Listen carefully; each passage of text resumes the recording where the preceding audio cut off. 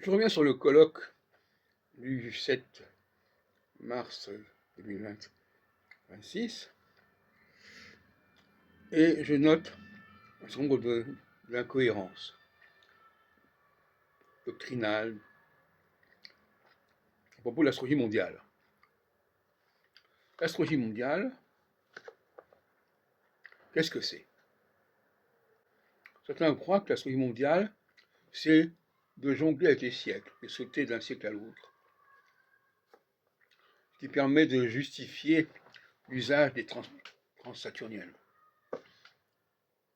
84 ans pour Uranus, 165 ans pour Neptune, 148 ans pour Pluton, enfin Pluton, comme frère. En réalité, la véritable vocation de l'astrologie mondiale, c'est de comprendre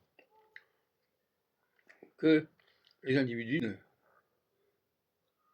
sont pas une unité pertinente. Entendons par là que l'astrologie mondiale nous montre que nous sommes tous dans le même bateau, mais non seulement ça, mais nous sommes aussi assez semblables finalement. Nous vivons des configurations semblables.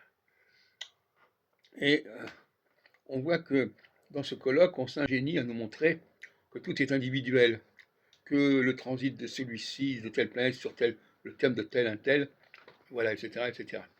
Donc, on a une sorte de parasitage de l'astrologie individuelle, génétliaque, du thème natal, qui va impacter l'astrologie mondiale telle qu'on nous la présente.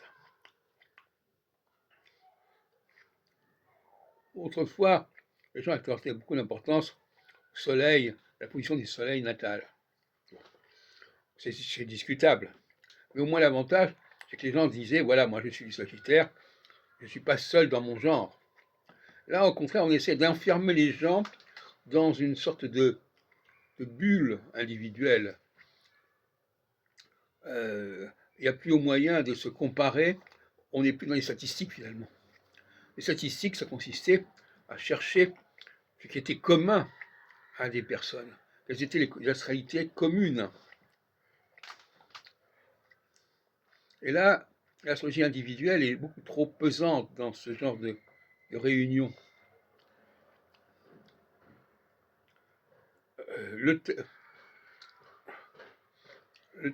L'individualité, c'est un trou noir, l'individualité. Est-ce que l'astrologie va s'intéresser à l'individualité? C'est la bouteille à l'encre.